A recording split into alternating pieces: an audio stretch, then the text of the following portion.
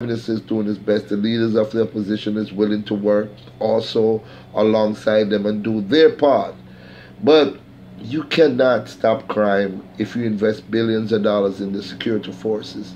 You cannot stop crime if you invest hundreds of millions of dollars in trying to provide cameras and so on and so forth and so on to keep the crime rate down.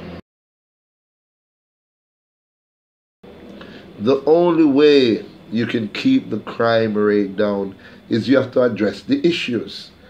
And the issues of crime is not necessarily poverty.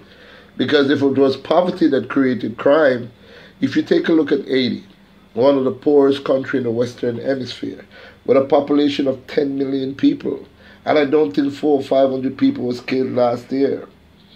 And Haiti has a lot of guns down there. So it's not just poverty. I'm not saying it doesn't play a part, a role. I'm not saying it's not active. But what I'm saying is not just poverty that makes crime. You have to look at the mindset of the people. How did they get to this mindset? How did our people arrive at where we are today? So I'm saying that if you really want this country to come back to its feet, Mr. Prime Minister, you have to direct your efforts, your monies, at the root of the problem. And the root of the problem is the people. You have to get to the people.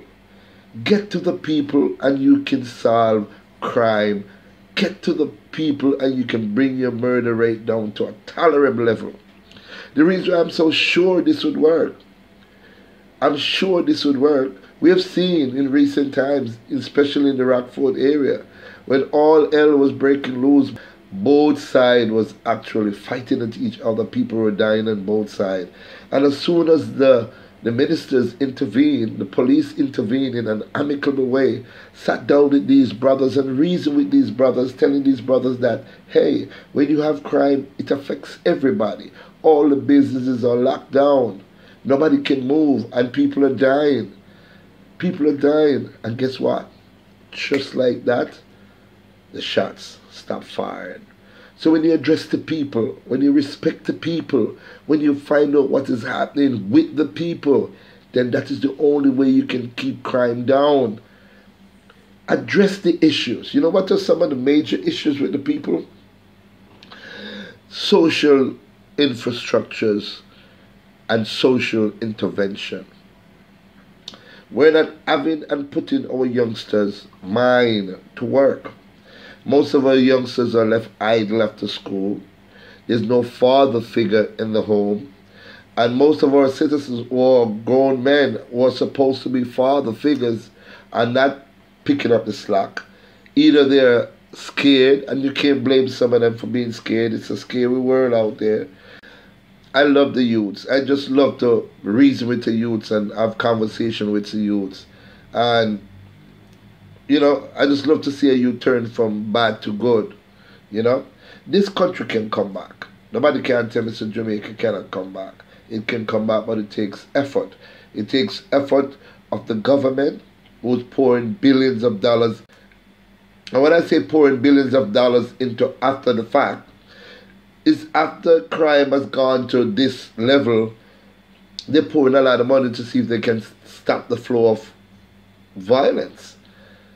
Why not prevent the flow of violence by putting these billions that you put into fighting crime, into reassuring the people, into making sure that some families can eat, in making sure so some families can get their children into school, making sure some youth can have an education, you know? These are very important in bringing your country back. So Jamaica, I'm not going to be long with this one. You've seen the footage. I just had to share it with you. Some of them were so graphic that I could even show you what I really wanted to show you. Look at the situation at the Norman Manley International Airport. A few yards away from one of our major airports, the second city of Montego Bay, shots rang out at about 1 o'clock. People are killed right next door to our airport.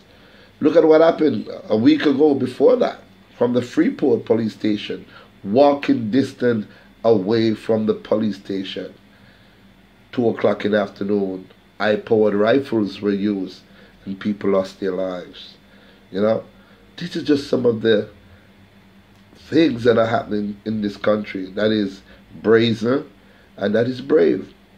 What I see is that some of these youngsters, because they're so misguided, they don't fear anything. They don't fear death.